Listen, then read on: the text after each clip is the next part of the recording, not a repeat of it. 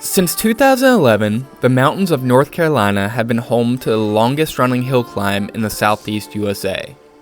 2.3 miles of fast, rough, twisty road buried in a gorgeous landscape of rolling mountains and deep forests.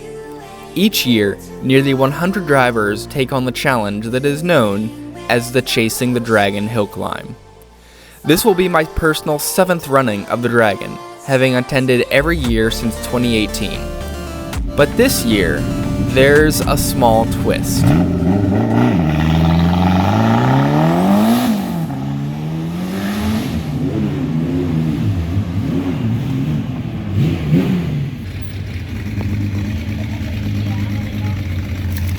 This weekend, I am not the only driver in my own car, which is kind of scary, honestly.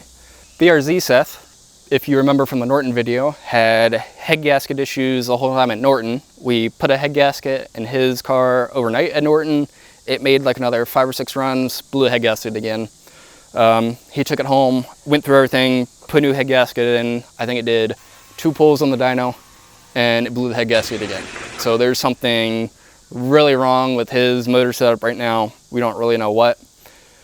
But the shitty thing for him is it blew up Thursday night on the dyno before this event. So I reached out to him, said, hey, you let me drive your car last year at Dragon. Come drive my car this year at Dragon. And he said yes. So it's going to be a very busy weekend. It's not only am I focusing on myself, my car, my fight for the title position, my fight for the class position, but now I'm helping manage a whole nother driver. The car is getting driven twice as much. So yeah, it's probably gonna be a really, really busy weekend. We are out here at the Dragon Hill Climb, which is the 3rd stop for the Appalachian Hill Climb.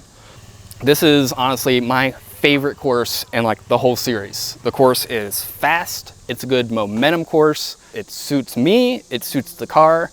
I've always done like really well here, so we're gonna try to keep that streak going. One thing that really makes this course challenging and that doesn't really show up in video is that it is very, very bumpy, like incredibly so. It is damn near a rally course with how bumpy the track is. So that's a big struggle here at Dragon, is trying to avoid the bumps, keep the car on the ground. It can be rough sometimes.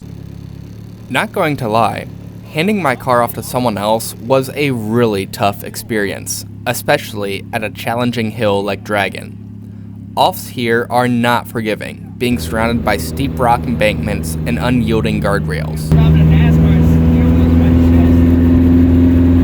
How you feeling about this weekend, not being in your car?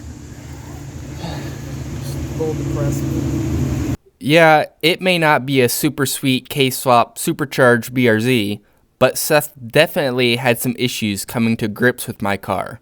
The extremely short throw, grabby clutch gave him pains all weekend, especially on the launch.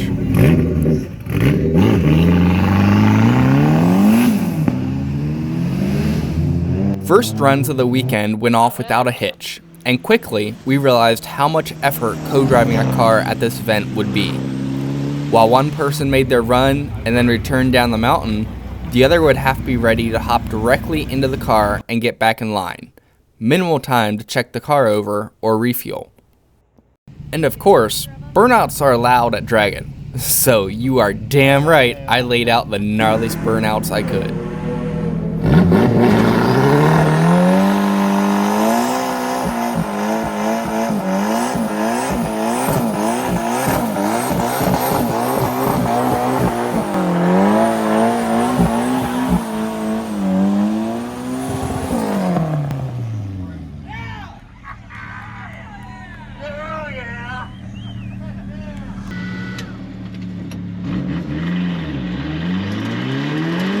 Dragon is a very fast course. What makes it so tricky is it's also a very bumpy course. Combined with the fairly loose surface, keeping a big power car going where you want it is very tricky.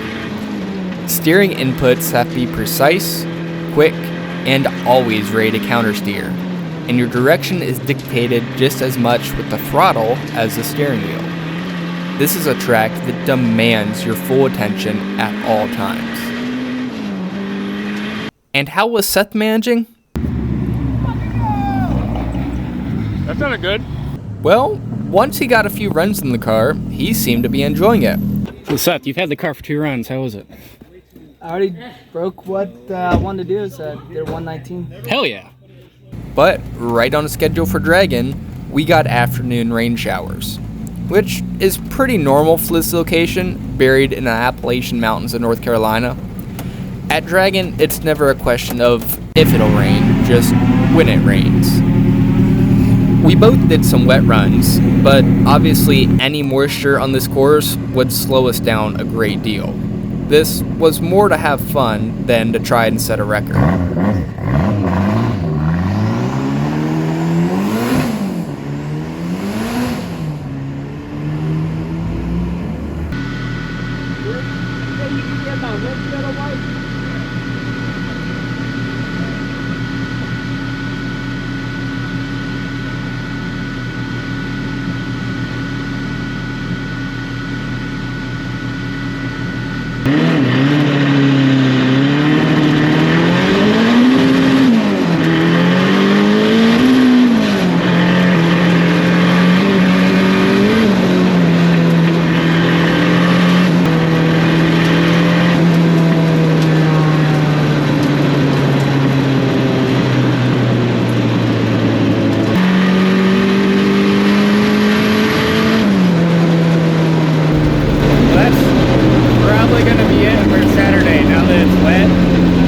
We will still have tomorrow. This course will 100% dry overnight, so I'm not too worried about getting some runs in tomorrow. It rains at Dragon. It always rains at Dragon. For 2 drivers hot lapping this car, I am pretty damn impressed that, knock on wood, we have had 0 mechanical issues. That's a big worry in my mind.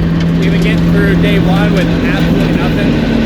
End of day 1, Seth's out here, he's having a great time. He says he's enjoying the car. I want to go faster. I know I can go faster. I love this course. It's so challenging.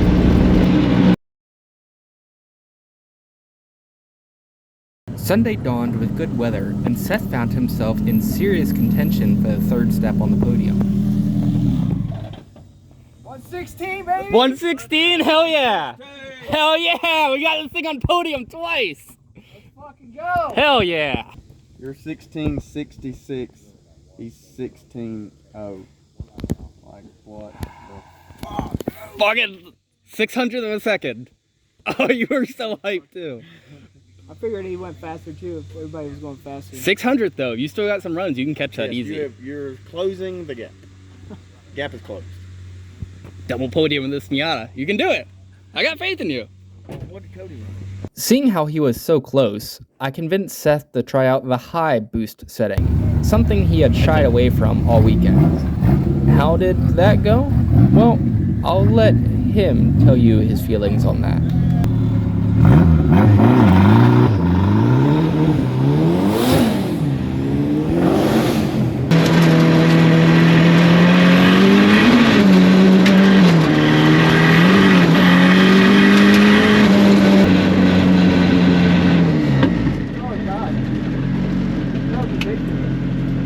Oh my god, dude. Fuck you, Philip. That was ridiculous. What the fuck was that? Holy shit. Almost threw up in my mouth. Fuck. Yeah, it only slightly comes on at 4th. What the fuck? Alright, so Seth didn't really enjoy the additional power from the high boost mode. But the car laid down 1 run, and then another run, and another, and another, all with 0 issues. In fact, this car ran all weekend with 0 mechanical issues. Well, almost 0. We drove it so much that after lunch break on Sunday, I noticed just a little bit of cord showing on the rear tires. Knowing that they were unfortunately at the end of their life, I informed Seth this would be his last run, I would take my final run, and then we would be done for the weekend out of caution. The last thing I wanted to happen was have a worn tire let go on course.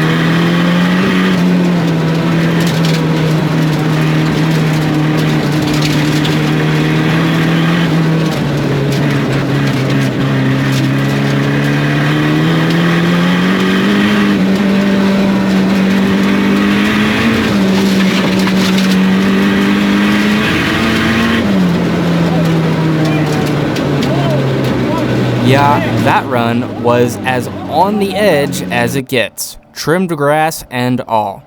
But how did the weekend results shape up? Third place in Outlaw, Mr. Daniel Seaman. Second place goes to Philip Glass-Hess with his 94 Mazda Miata with a 112.120. And the unofficial best burnout of the weekend, as usual. And first place in Outlaw goes to Mr. Cody Puckett with the 70 Chevrolet Camaro with a 110.280. Second place. Seth ended up with fourth place in class in a car that he had never driven before. Well, there's always next year.